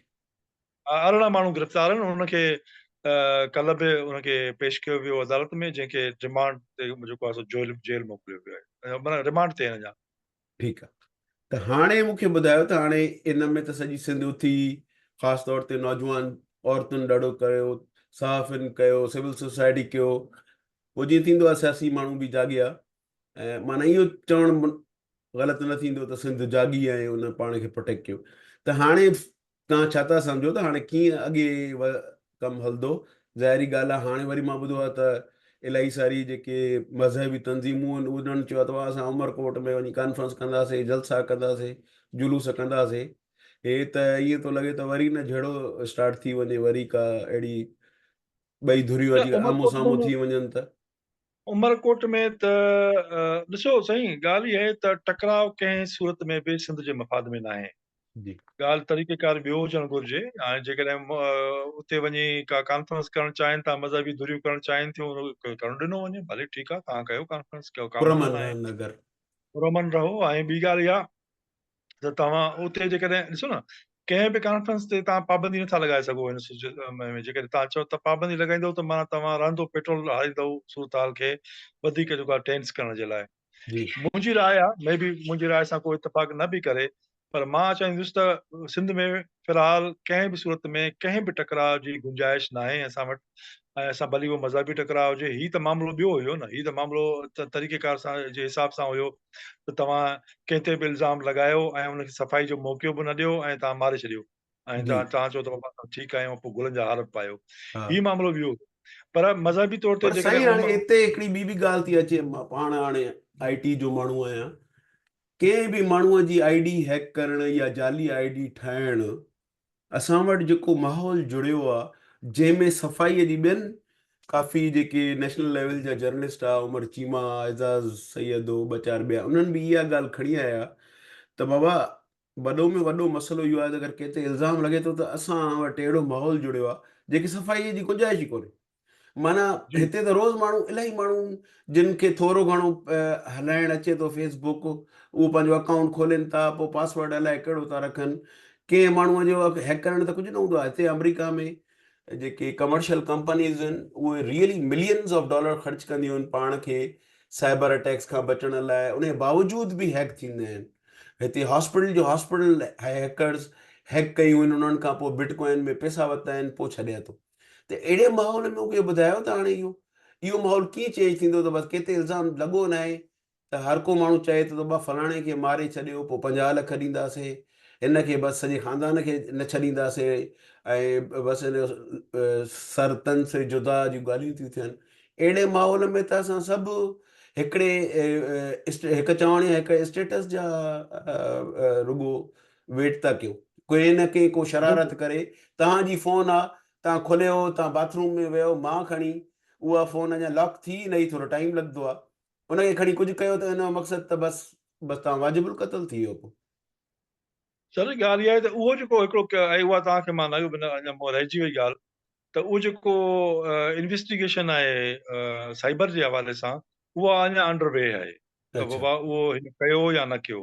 जी मतिलबु हिन जेके हैक कयो त कंहिं कयो, उनजे पोयां माण्हू केरु हुआ, उहा रिपोर्ट अञा न आई आहे, उहा रिपोर्ट अचणी आहे। उन अच्छा खां पोइ इहो साबित थींदो त हिन कयो न हुयो या हिनखे खामखा जेको आहे सो मारियो पियो या छा थियो। अच्छा सो असां हुनजो इंतज़ारु था करियूं त उहा रिपोर्ट अचे ऐं ख़बर पए त हुनजे पोयां केरु हो ऐं कंहिं जेको आहे सो हुनजी हैक करे ऐं तमामु ख़तरनाक क़िस्म जो जेको आहे सो मवाद हुन ते रखियो हुयो। जी सो इहा ॻाल्हि इहा त आहे सर, हिते स्टेक ते आहियूं न, हिते त मतिलबु कंहिंखे बि रोज़ाना हेक जा मामला थियनि पिया हिते, जी रोज़ाना शयूं आहिनि ऐं आर्टिफिशियल इंटेलिजेंस अचण खां पोइ त अञा वधीक ख़तरनाक सूरताल थी वई आहे, उनखे कीअं माण्हू मुंहुं ॾिए। एॾी टेक्निकल सूरताल असां वटि न आहे अञा थी, माना एक्सपर्ट न आहियूं जी त बाबा हिनखे तव्हां कीअं बचाव करे सघूं। मतिलबु ठीकु आहे तव्हां जेको आहे सो पासवर्ड खे केतिरो स्ट्रांग करे सघो था, ॿियूं शयूं इहे त थी सघे थो कनि, पर सर हैकर्स अञा ख़तरनाक आहिनि न, उहे तमामु पंहिंजे ख़तरनाक आहे। हेक करे सघनि था हुनखे। जी त उहो ई आहे। ठीकु आहे, त हाणे माना सिंध तव्हां छा था सम्झो त हाणे सिंध खे छा करणु खपे? सिंधी सर सिंध सोसाइटी खे जेकी उथी इंतिहाई आहे त अॻे छा कयूं?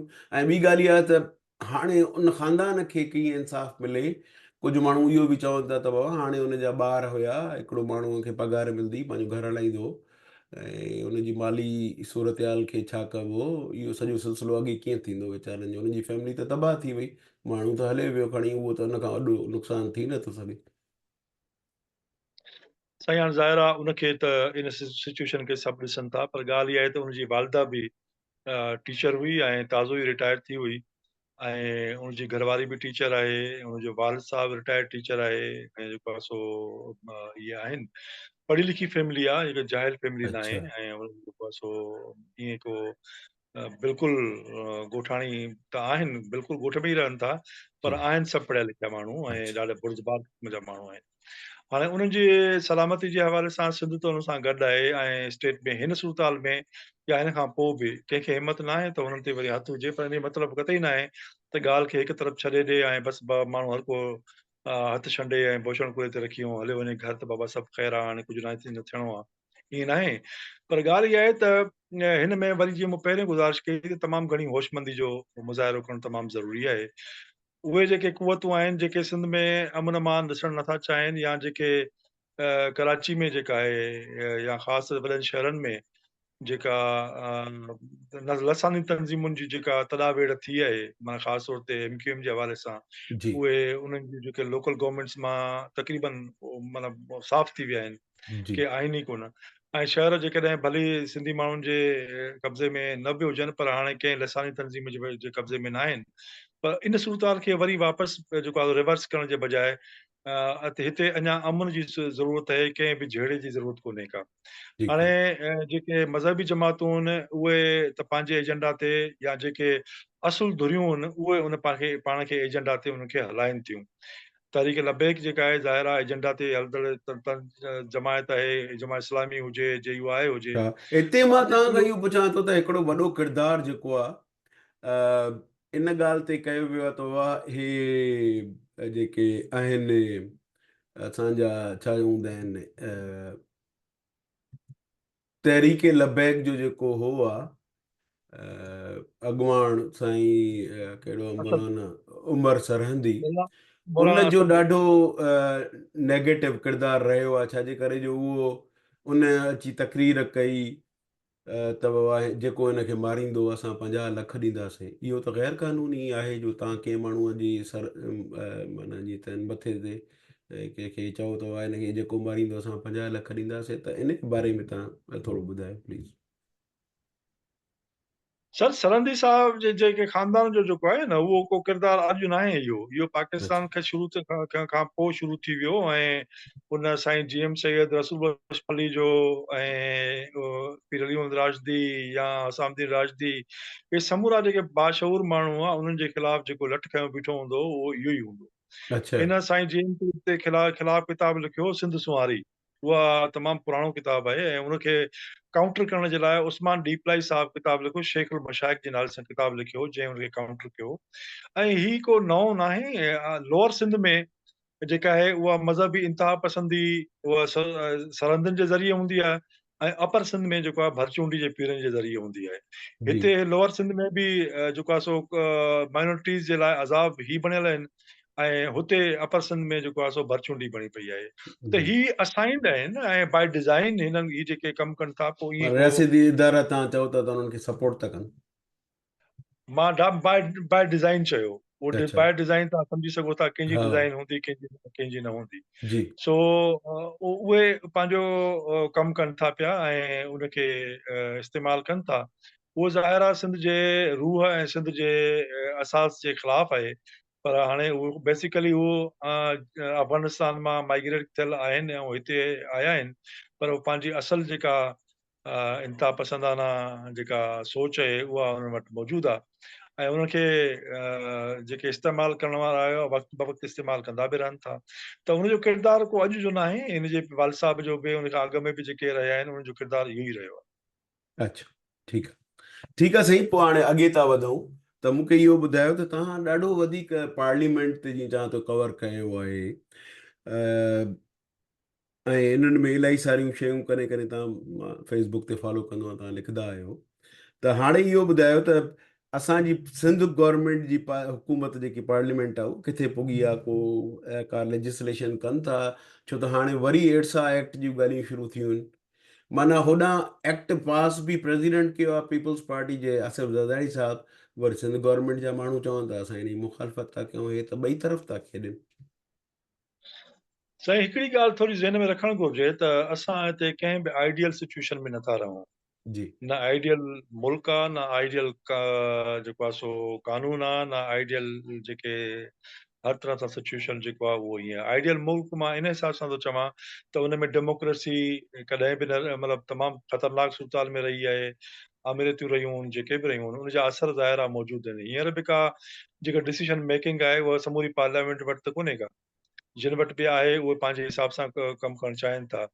त असां जेकॾहिं इहो फर्ज़ु करे वठूं त जेका सम्झो जेकॾहिं असांखे सिंध असेंबली कानून साज़ी करे थी त बाबा फोर्स कन्वर्जन न थिए त उनजे लाइ असांखे या उहा जेका फोर्स कन्वर्जन जे लाइ पोस्ट कनि जेके कानून सिंधी साज़ी करे। हिंदू नियाणियुनि खे पकिड़े करे ज़ोरी मज़हब ते मटरायो वञे। जी जी जी उनजे लाइ जॾहिं बिल सिंध असेंबली में आयो त तमामु घणो बाहिबरी ऐं उहो जेको बिल पेश कंदड़ हुयो उनखे मुल्क खां ॿाहिरि हलियो वञिणो पियो ऐं उहो तोड़े जो पीपल्स पार्टी जो न हुयो, पर पीपल्स पार्टी हुनखे चयो हो त तव्हां पास टेबल कयो, वी विल सपोर्ट टू यू ऐं असां हुनखे पास उहो केरु कराईंदासीं। हुयो साईं? सर छॾियोसि फ़िलहाल अच्छा ग़रीब हा माण्हू हा आहे, हलो ठीकु माइनॉरिटी सां आहे उहो बि। आहे। अच्छा अच्छा सो तमामु सुठो माण्हू आहे ऐं बुर्दबार माण्हू आहे। सो माण्हू खां कुझु ॻाल्हियूं विसरी वियूं आहिनि न, उहो असां वरी ॿीहर अच्छा हुनखे यादि ॾियारींदासीं त पोइ हलो जेको आहे सो ठीकु आहे मसइलो ठीकु आहे ठीकु आहे। सो उहे उन फैसले पर पोइ उन्हनि छा कयो, हाणे त बाबा हीउ मसइलो त थी वियो, हाणे असां फोर्स कन्वर्जन खे कीअं रोकियूं? जी त पोइ हिननि ॿियो तरीक़ो इख़्तियार कयो, उहो इहो कयो त एज लिमिट मुक़ररु कई, शादीअ जेका जी। एज हाँ जी सर, शादी जी उमिरि माना उहा 18 साल मुक़ररु कई, जेका पाकिस्तान में किथे बि कोन्हे का। जी जेको आहे भले सो मज़हब जो को बि वास्तो कोन्हे हुन जो, कोई बि हुजे सिंध जो अगरि शादी थींदी त उहो छोकिरो छोकिरी उहो 18 सालनि खां हुजनि हा, उमिरि। हाणे इहो हुयो त ॿाहिरियों, पर इन जो रीज़न इहो हुयो त असां जेकॾहिं फोर्स कन्वर्जन जो न करे सघिया आहियूं त भला हाणे हीअं कयूं, मथां हिन तरीक़े सां रोके सघूं। त जी हाणे उनजो असरु इहो थियो आहे त फोर्स कन्वर्जन हाणे सिंध में नथी थिए, पोइ घटि क्रॉस थी करे आहे वञी इलाही। रहीम यार खान में या कंहिं ॿिए इलाइक़े हा में इहो वञी बि उहो थिया आहिनि वाक़िया, सही था चओ। उहो करनि था ऐं उतां जेको आहे सो शादी करे ऐं जेको आहे सो पोइ इहो थियनि थोरो था हुन में क्योंकि साईं मां इहो थोरो चवंदुमि, कुझु माण्हू दाहूं कनि था त इन में वरी ॿ टे ॿियूं ॻाल्हियूं अची थियूं वञनि त उहो आहे माशी हालत कहिड़ी आहे ख़ानदान जी, के सफ़ा वीचारा ग़रीब माण्हू आहिनि, उन्हनि जी ॻाल्हि त मीडिया ते अचे कोन थी। उते अञा ताईं फोर्स कन्वर्जन्स थियनि थियूं, पर मिडल क्लास में जेको थिए पियो, उहो थोरो घटि थी वियो। न सर, लोअर क्लास में बि ॾिसो न, सोशल मीडिया आहे हींअर। हाणे अच्छा। अॻ में त हिकु कुझु मीडिया हाउसिस हुया न, 4 मतिलबु आङुर ते ॻणण जहिड़ा। हाणे हर माण्हू खे एंड्रॉइड फ़ोन मौजूदु आहे हथ में, मीडिया जी, हाउस आहे हुनजे। जी, हाणे जॾहिं हज़ारे मीडिया हाउस माण्हुनि जे, लखे मीडिया हाउस मौजूदु आहिनि, त उहो किथां को बि माण्हू ॻाल्हि उछले थो छॾे ऐं पोइ उहा ॻाल्हि पकिड़िजी थी पए, लिखी कोन थी सघे पई। त जी, उहे फोर्स कन्वर्जन खां हाणे काल खुफ़िया तौर ते नथी थी सघे। मतिलबु हुनजा वालदेन भली बाद में ख़ामोश थी वञनि, पर पहिरियों त उहो एफआईआर त जेको आहे सो दाख़िल कराइनि था न। उहा ठीकु आहे, ख़बर पए थी त बाबा हीअ माई छोकिरी ॿाहिरि निकिरी वई आहे। ठीकु आहे। सो ईअं न आहे त को ग़रीब माण्हू जेके आहिनि उहे, उन्हनि जी फोर्स कन्वर्जन थिए थी त पोइ हुनखे केरु ॿुधे कोन थो, ईअं न आहे। अच्छा, हाणे साईं अचूं त तव्हांजे हिन लेटेस्ट किताब ते जेको अचण वारो आहे, त इन जे बारे में ॿुधायो त तव्हांखे कीअं ख़्यालु आयो जो इन किताब ते कमु कयो, ऐं जेके तव्हांजा चओ था जेके पुराणा सीक्रेट ख़ुफ़िया दस्तावेज़ आहे, उन्हनि तव्हांखे कीअं मिलिया, पोइ उन में कहिड़ा इंकशाफ तव्हां सम्झो था त माण्हूअ जो जीअं चवंदा आहिनि अखियूं खुली वियूं, इन जे बारे में प्लीज़ ॿुधायो। किताब जो साईं नालो मां ॿीहर बि ॿुधाइजो प्लीज़। किताब आहे history, political history of Sindh, अच्छा। बेस्ड ऑन डिक्लासिफाइड डॉक्यूमेंट्स, ठीकु जेके आहे। 1937 टू 1947। त ही 18 उन में 1847 खां। नहीं न, जॾहिं सिंध जो सूबो गवर्नर जॾहिं खां आयो, गवर्नर आयो सिंध में, जेको सिंध जे सूबे जी हैसियत थियण खां पोइ 1937 में। अच्छा, 1937 में 1937 में। हा, पहिरियों इलेक्शन थियो हुयो, पहिरियां इलेक्शंस थिया हुआ, ऐं जेका असेंबली वजूद में आई हुई उहा अप्रैल 1937 में आई। अच्छा, 37 खां 47 ताईं जेको अच्छा, अरसो 10 आहे, साल। ठीकु आहे। 10 सालनि जो उन में उन ते मुनसर आहे। अच्छा। ऐं उहे जेके, अच्छा, मां पंहिंजे गुज़ारिश इहा आहे त मां जर्नलिस्ट ज़रूरु आहियां, पर रिसर्च मुंहिंजी फील्ड रही आहे, ऐं रिसर्च रिपोर्ट सां गॾु जेके आहिनि उहे सिंध जी हिस्ट्री ऐं तारीख़ ते थोरो घणो कमु कंदो रहियो आहियां, उहो पंहिंजे शौक़ जे हिसाब सां। या पहिरियों जेको मूंखे असाइनमेंट हुई जंग अख़बार में, उहा बि इहा ई हुई त सिंध जे हिस्ट्री ऐं तारीख़ ते कमु कजे, ऐं सिंध जी सोशो इकोनॉमिक इशूज़ ऐं ॿियनि इशूज़ खे जेको आहे मां ॾिसां ऐं उहे सां मां कमु कयो।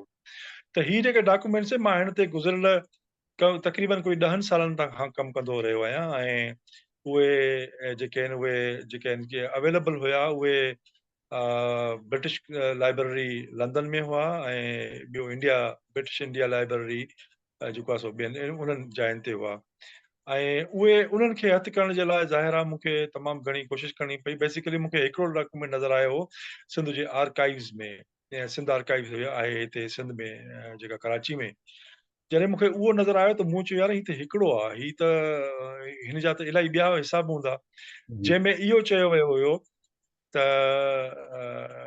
अंग्रेज़ गवर्नर जेको आहे पंहिंजी रिपोर्ट मोकिली हुई गवर्नर जनरल खे, त असां उहो 1938 में जेको आहे सो 38। हुन लिखियो त असां सिंध में मुस्लिम लीग जूं ऑफिसूं खोलायूं आहिनि, ऐं उहा हुन लिस्ट ॾिनल आहे हुन में त बाबा मुस्लिम लीग जूं ऑफिसूं किथे किथे खोलाई वयूं आहिनि। तव्हां ज़हन में रखिजो, लिखे केरु थो? गवर्नर, जेको पाण ख़ुदि लेंसलेट ग्राम हुनजो नालो हुयो। लेंसलेट न, बल्कि जेको आहे लेंसलेट ग्राम फर्स्ट गवर्नर जो सिंध में हुयो। सो त उन इन उहो वक़्तु लिखे, एक्सक्यूज़ मी, 37 में जेको आहे उहो सिंध प्रेसिडेंसी बॉम्बे प्रेसिडेंसी खां धार थी वई। जी, सूबो एज़ अ अची रियासत वियो। माना थी वई हुई, ऐं उन ठीकु खां आहे, पोइ गवर्नर कमिश्नर जी जाइ ते पहिरियों कमिश्नरेट हुई, पोइ गवर्नर जी हैसियत में सूबो ठीकु जो आहे, थी वई। ठीकु आहे। सो उन में हुन लिस्ट ॾिनी आहे, ऐं लिस्ट केरु चवे कि मुस्लिम लीग जूं ऑफिसूं केरु थो खोलाए? गवर्नर अंग्रेज़ जेको आहे उहो थो खोलाए। माना जेका चवनि था त असां जिदोजहद कई हुअसीं अंग्रेज़नि जे ख़िलाफ़, उहे अंग्रेज़ ई उन्हनि जेको आहे सो हुनजी ऑफिसूं खोलायूं ऐं हुनजी जी, लिस्ट फराहम कई त हिननि खोलायूं, ऐं रीज़न ॿुधायो त असां जेको आहे सो छो खोलायूं आहिनि। हुन में रीज़न इहो ॿुधायो आहे त छो त असां कांग्रेस जी जेका इंतिहाई ख़तरनाक क़िस्म जी प्रोपेगेंडा आहे वर्ल्ड वार जे हवाले सां, असां हुनखे काउंटर करण जे लाइ मुस्लिम लीग जूं ऑफिसूं सिंध में खोलायूं। इहो जॾहिं अच्छा, पहिरियों डॉक्यूमेंट मूं पढ़ियो त मुंहिंजो त तमामु वॾो हिकिड़ो मुंहिंजे लाइ इंकशाफ हुयो। इंकशाफ़, हुँ, इहो कहिड़ो कीअं मुमकिन आहे त पंहिंजे ख़िलाफ़ जेको आहे सो हू पंहिंजो ऑफिसूं खोलाइनि ऐं जेको आहे सो मामला थी थियनि। ऐं उन खां पोइ बाक़ी मूं उन्हनि डॉक्यूमेंट्स खे ॻोल्हणु शुरू कयो ऐं मूं कुझु दोस्तनि खे गुज़ारिश कई ऐं पोइ लंदन जे जेको आहे सो ब्रिटिश लाइब्रेरी मां उहे डिक्लासिफाइड डॉक्यूमेंट्स मूं जेको आहे सो घुराया ऐं उहे मूं वटि अवेलेबल आहिनि हाणे। अच्छा, ऐं उन्हनि ओरिजिनल डॉक्यूमेंट्स आहिनि, को बि उन खां इनकार नथो करे सघे। ऐं उन में जेके जीअं इहो मां हिकिड़ो डॉक्यूमेंट ॿुधायो, अहिड़ा तक़रीबन 4000 डॉक्यूमेंट्स आहिनि। ऐं उन अच्छा, 4000 डॉक्यूमेंट में जेके माना पेजिस आहिनि जेके, उन में तमामु वॾियूं ॻाल्हियूं थियल आहिनि। उहो मां त इहो चवां त जॾहिं उहो किताबु आयो त तव्हांखे सिंध जी रिसेंट हिस्ट्री ॿीहर लिखणी पवंदी। अच्छा, त उहो किताबु कॾहिं थो अचे साईं? मुंहिंजो किताबु अचिणो हो, वरी तव्हांखे मां हिते ॿुधाए जॾहिं इहा ख़बर पई डॉन ग्रुप जे जेको आहे सो रूह रवां खे जेको CEO आहे हाणे अब्दुल्ला मतिलबु हमीद हारून खे, पोइ हुन मूंखे मैसेज करायो त यार तूं मूंसां मिल अचे। ऐं पोइ हुन मां 2 हफ़्ता अॻु में हुनजे घर ते त कोई 4-5 कलाक हुन सां मीटिंग थी। ऐं हुन चयो त इहे डॉक्यूमेंट्स जेकॾहिं तव्हां सभु कुझु करे छॾियो आहे त असां त इन तलाश में हुआसीं, जेके तव्हां वटि आहिनि त पोइ तव्हां असां सां गॾिजी कमु कयो ऐं असांखे तव्हां न छपरायो, असां था छपरायूं। सो अच्छा, थोरी डिले जेका थी आहे उहा 2 रीज़न आहिनि। हिकिड़ो इहो त उनजी प्रूफिंग करणी हुई ऐं लास्ट उहो प्रूफिंग थी वई। ऐं हाणे इहो आहे त तक़रीबन सुभाणे या परीं इहो डिसाइड थी वेंदो। जेकॾहिं हू अञा तयारु नथा थियनि त पोइ असां प्रेस में हलिया वेंदासीं ऐं उहो मुंहिंजे ख़्याल में महीनो 2 महीना लॻी वेंदा, पोइ मार्केट में अची वेंदो। अच्छा, इनखे सिंधीअ में तर्जुमे करण जो प्रोग्राम अथव? सर फ़िलहाल त मां अंग्रेज़ी में तो आणिया अच्छा, आहिनि, जेके दोस्त आहिनि उहे जेकॾहिं अंग्रेज़ी में केरु करणो थो, छो त उहो सोर्स मटीरियल आहे न। जी, ही उहो किताबु न आहे जो 5 किताब पढ़ी 6 किताब लिखी छॾियो, ही जी, न आहे उहो। ही किताबु आहे सोर्स मटीरियल, जेको तव्हांखे हिस्ट्री जे हर मामले ते, उन में सिंध जी सोशो इकोनॉमिक बि आहे, एग्रीकल्चर बि आहे, उन में जेको आहे सो इकोनॉमी बि आहे, उन में ट्रेड बि आहे, उन में जेको आहे सो फॉरेन रिलेशंस बि आहिनि। उन में हर शइ ते डिस्कस थियल आहे जंहिंमें सिंध जो हिसो आहे। उन में हालत इहा आहे त जॾहिं वर्ल्ड वॉर 2 में जेके सिंध वर्की जंहिंखे असां चवंदा आहियूं, जेके सिंध जा हिंदू जेके मुख़्तलिफ़ मुल्कनि में कमु कनि पिया, स्पेशली जापान में ऐं जेको आहे सो सिंगापुर में ऐं हांगकांग में, त उन्हनि जे लाइ हू ॾाढा परेशान हुआ। त हाणे असांजो जेको ऐं उन वक़्त में जेको वज़ीर सिंध जो प्रीमियर हुयो या वज़ीर आज़म हुयो, उहो शहीद अलाह बख़्श सुमरो हुयो। जी। त असां हाणे छा कयूं, हिननि खे वापसि कीअं आणियूं? सो उन्हनि इहो सिंध गवर्नमेंट उन वक़्त में डिसाइड कयो हो त सिंध जा छो जेके त जंग वापारी स्टार्ट आहिनि, थी वई त उन्हनि जे करे चवनि पिया त वापसि घुरायूं हा, उन्हनि हा, खे। उन वक़्त अच्छा, में छो त जंग स्टार्ट थी वई छो त जापान बि ऐं इन्वॉल्व हुयो। जापान इन्वॉल्व हुयो हुन में ऐं ब्रिटिश गवर्नमेंट हुनजे ब्रिटिश इंडिया हुनजे मुखालफ़त में हुआ। त पोइ उन्हनि खे असां कीअं वापसि आणियूं? पोइ हुनजे लाइ सिंध गवर्नमेंट कयो असां शिप्स मोकिलियूं था मुख़्तलिफ़ मुल्कनि में जिते सिंध वर्कीज़ या सिंध जा जेके वापारी रहनि था, त हुननि जूं मिल्कियतूं, हुन जा सामान हुननि खे खणी अचनि वापसि। अच्छा, त इहे बि आहिनि। ऐं उन में इहो बि ज़िक्र आहे त तारीख़ में पहिरियों दफ़ो कराची मां जेका एविक्यूएशन थी आहे, माना निकिता आहिनि, कोई 30,000 माण्हू जेके आहिनि उहे वर्ल्ड वॉर 2 में कराची मां ॿाहिरि निकिरी विया। त जीअं मथां सभ खां वॾो हमिलो जेको थियणो आहे जापान जो, उहो कराची में ई थींदो। इन करे असां कहिड़ा कहिड़ा उपाउ वरितऊं, उन ते समूरो डिस्कस कयल आहे हुननि जो त त कराचीअ कहिड़े कहिड़े में छो हमिलो थियणो खपे? छाजे करे जो ब्रिटिश जे हथ में आहे, इन करे? उन जी कॉलोनी आहे? ब्रिटिश कॉलोनी जो हिसो हुई कराची न। ठीकु आहे। ऐं उहो सामूंडी तमामु वॾो जेको आहे सो बंदरगाह हुयो, तमामु मसरूफ़ बंदरगाह हुयो। जी, त जॾहिं पर्ल हार्बर खे जेको आहे सो निशानो बणाए सघनि था जापानी, त जी, हुन त हीउ जेको आहे सो एॾो परे त कोन हुयो जेको आहे सो कराची या जेके इंडिया जा जेके पोर्ट्स आहिनि, त हुनखे इहो अच्छा। ख़तरो हुयो।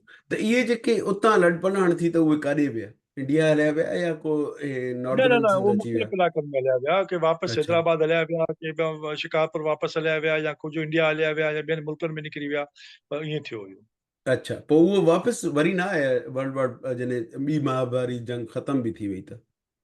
त पोइ उहा हुकूमत ई न रही। त सही आहे। जेको इहे करे ख़बर पए त बाबा वापसि आया, काॾे विया, कीअं थियो, त उहा त ख़बर ई न रही न। अच्छा, पोइ त सिलसिलो ई डिसकंटिन्यू थी वियो। अच्छा, त उन में तव्हांखे को इकोनॉमिकल का शइ नज़र आई त उन वक़्तु माना सिंध जी कहिड़ी माशी हालत हुई ऐं कहिड़े तरीक़े सां सिंध संभालिजे पई? छो त मुमताज़ बुख़ारी साहिबु ॾाढो कमु कयो आहे हिन ते थोरो घणो, त कीअं कहिड़े तरीक़े सां अंग्रेज़ असांखे अब्यूज़ पिया कनि, वेठा ॻाल्हियूं माना रुॻो उन्हनि खे हूंदो त उहा कहिड़े न कहिड़े तरीक़े सां हिन पैसा खणी हलिया वञूं। साईं, मां इन जे लाइ हिकिड़ो गुज़ारिश कंदुसि त हिकिड़ो फ्रेंच स्ट्रेटेजिक स्टडीज़ जो डायरेक्टर जनरल आहे, हाणे मुंहिंजे ख़्याल में अञा ज़िंदा हूंदो, 2001 में 2001 में हुन किताबु लिखियो the traders of India from Bukhara to Panama.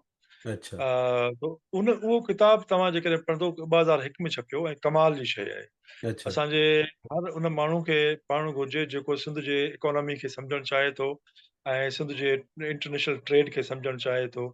उन में जेको आहे सो इहो ज़िक्र आहे त सेंट्रल एशिया में समूरो बैंकिंग सिस्टम जेको आहे उहो शिकापुरियुनि बुनियादु विधियो ऐं इवन चाइना में इहा हालत थी त शंकांग जेको सूबो आहे उहो हिकिड़े ॾींहुं पूरो शटर डाउन थी त हे सिंध ने कब्ज़ो करे वरितो आहे मार्केट ते, इन करे महिरबानी करे हिनखे कढो, पंहिंजे अच्छा। गवर्नमेंट खां हा।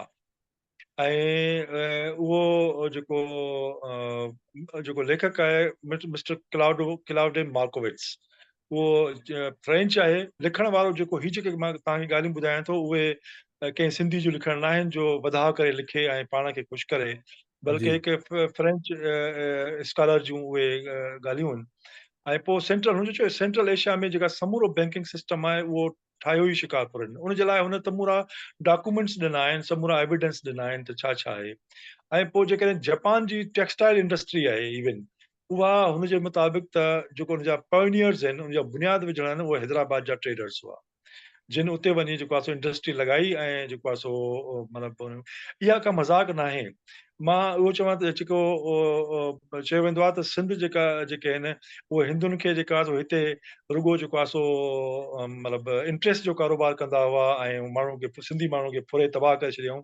उन्हनि खे इहा ख़बर न हुई त ही समूरा जा समूरा पूरी दुनिया में जॾहिं उन्हनि माण्हू मुल्कनि जा नाला न ॿुधा हुआ, लास पामास खां वठी अहिड़ा अहिड़ा इलाइक़ा जिन मुल्कनि जा नाला माण्हू अॼु बि न ॿुधा आहिनि, उते हिननि वञी पंहिंजूं वापारी कोठियूं ऐं पंहिंजा जेको आहे सो वापार शुरू कयो ऐं तमामु कामयाबी सां हुननि जेको आहे सो उन वापार खे हलायो पए।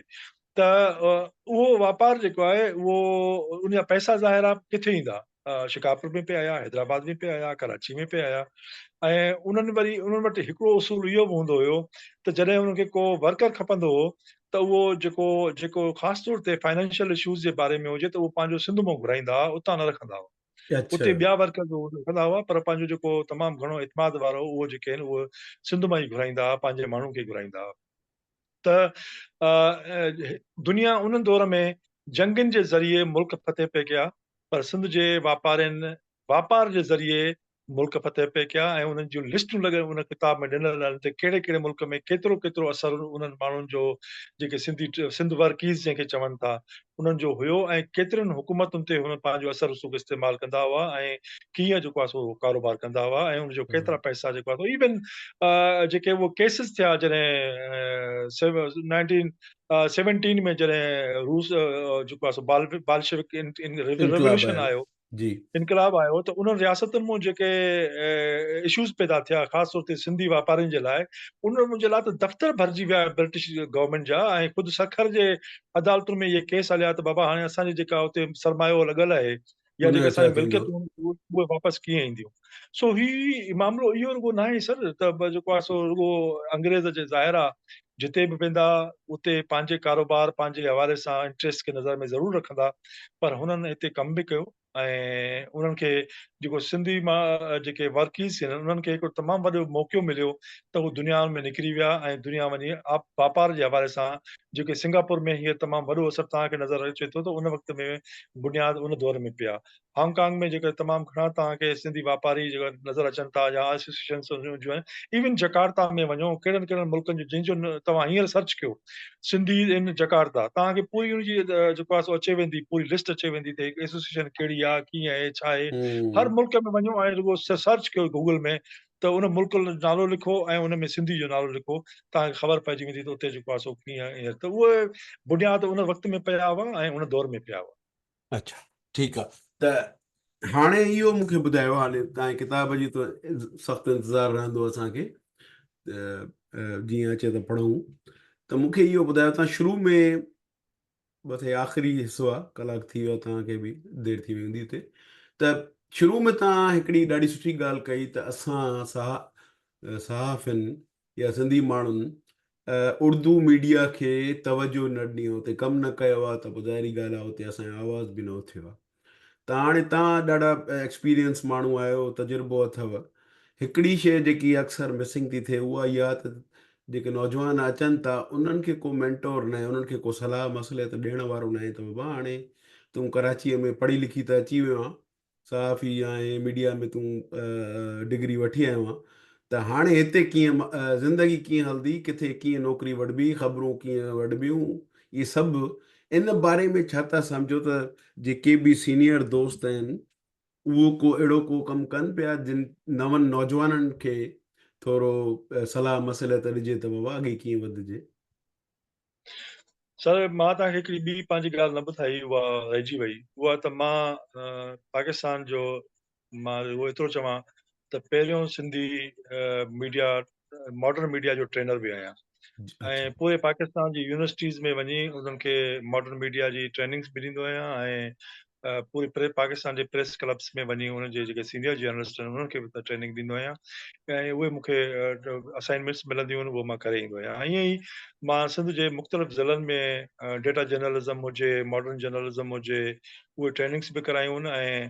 ऐं जेका तव्हां ॻाल्हि कयो था कराची में, त ॿियनि उर्दू ऐं इंग्लिश जर्नलिज़म में सिंधी नौजवान मुंहिंजे ख़्याल में तमामु सुठे तइदाद में आयो आहे, ऐं अच्छा। तमामु बाशऊर माण्हू आहिनि ऐं तमामु मायूस किन सूरताल न आहे। मायूस अच्छा। किन सूरताल इहा आहे त असां जॾहिं बि पीपल्स पार्टी खे सां ॻाल्हि ॿोल थींदी आहे त हुनखे चवंदा आहियूं त हिकिड़ो मुहिम हलाई MQM। हाणे जॾहिं मां ब्यूरो चीफ हुउमि, तव्हांखे ॿुधाईंदो हलां त जॾहिं आउं वक़्तु न्यूज़ जो ब्यूरो चीफ हुउमि, त सभ खां पहिरियों एतिराज़ जेको आहे उहो MQM कयो मुंहिंजे हेड ऑफिस सां, तव्हां सिंधी माण्हू खे ब्यूरो चीफ कीअं मुक़ररु कयो आहे हेॾी इंपॉर्टेंट पोस्ट ते। त इहे जेका सूरत हाल हुई, छो त पोइ उहे जेके माण्हू ख़ासि तौर ते ॿ पॉलिटिकल पार्टीज़, पॉलिटिकल त न चओ पर जेको बि चओ तव्हांजो तसवर हुजे, जेको बि MQM ऐं जमा इस्लामी मुनज़म अंदाज़ में पंहिंजा माण्हू मुख़्तलिफ़ जायुनि में फिट कराया, मुख़्तलिफ़ मीडिया हाउसिस में विहारिया, ऐं असांजो पहिरियों टकर उन मेंटेलिटी सां थींदो रहियो आहे। पर जॾहिं पीपल्स पार्टी खे चऊं था त बाबा तव्हां ॿियो त छॾियो, ख़ुदा जी मां तव्हांखे सम्झ पवे, तव्हां पंहिंजे माण्हुनि खे, तव्हांखे हींअर बि जेके वेठा आहिनि उहे पंहिंजे बल ते वेठा आहिनि, पंहिंजे मेरिट ते वेठा आहिनि। जेके उते रिपोर्टर्स आहिनि या डेस्क ते कमु कनि था, उन में पीपल्स पार्टी जो को बि जेको आहे सो अमल दख़ल न आहे, न उनजी का सपोर्ट आहे। जेकर MQM पंहिंजे वक़्त में माण्हुनि खे सपोर्ट कराए, इंजेक्ट कराए सघे पई, ऐं जेको को ऐं हींअर बि उहे वेठा आहिनि, जमा इस्लामी पंहिंजो समूरो ज़ोर लॻाए इंटरनेशनल मीडिया उन्हनि में जेको आहे सो माण्हुनि खे इंजेक्ट कराए सघे थी, त पीपल्स पार्टी बि ईअं करे सघी पई, पर हुननि ईअं न कयो आहे। सो हींअर जेके सिंधी माण्हू जेके आहिनि, उहे जेके मुख़्तलिफ़ चैनल में वेठा आहिनि, उहे पंहिंजी लियाकत, पंहिंजे मेरिट ऐं पंहिंजे मुर्सी सां वेठा आहिनि, ऐं पंहिंजे मौक़िफ़ जे ते तोड़े जो हुनखे बाद में, छो त सिंधी माण्हू खे कहिड़ो बि हुजे पर हुनजो जेका व्यू पॉइंट हूंदो उहो बाक़ी ॿियनि खां, ख़ासि तौर ते रिलीजियस एक्सट्रीमिज़म हुजे या पाणी जा वसीला हुजनि या सूबाई ख़ुदमुख़्तियारी हुजे, उहो बाक़ी खां मुख़्तलिफ़ आहे, त उहो बर्दाश्त घटि थींदा आहिनि। पर छो त उहे महिनती आहिनि, ऐं जेका आहे उनजो दायरा आहे अॻिते जेको सोचण जो अंदाज़ आहे उहो बाक़ी खां मुख़्तलिफ़ आहे, इन करे हू उते एडजस्ट आहिनि, उहे पाण कमु कनि था। सो मायूस किन सूरत हाल न आहे, पर इहा आहे त इन ते मज़बूती सां मुस्तक़िल कमु करण जी ज़रूरत आहे। थैंक यू साईं तव्हांजी टाइम ॾियण जी। वरी तव्हांजो किताब बि अचे त वरी ॿीहर बि तव्हां सां तव्हांजी ॻाल्हि वॾी ॿोल थींदी। महिरबानी सर, तव्हां महिरबानी। एतिरो वक़्तु ॾिनो ऐं जेको आहे सो मुंहिंजूं ॻाल्हियूं ॿुधियूं ऐं थैंक यू। मूंखे वक़्तु ॾिनो, तव्हांजो ऐं थैंक यू। ॾिसंदड़। Thank you. महिरबानी।